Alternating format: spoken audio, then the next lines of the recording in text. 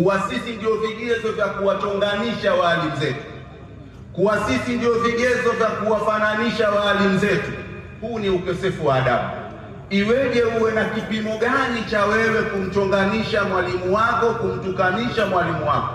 Hii kosa kubwa na wala si adabu nzuri.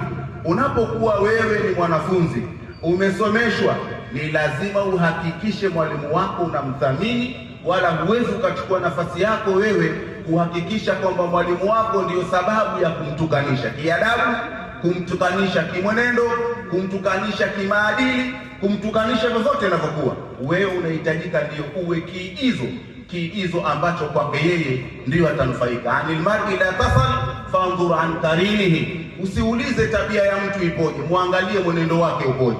Mwalimu wako atakujua wewe ni mwanafunzi bora ulionufaika na adabu kwa ule mwenendo wako tu ambao unatembea nao, mwenendo wako tu ambao uloiga kwa mwalimu wako, tosheza kabisa kuwa ni baraka kwa mwalimu wako.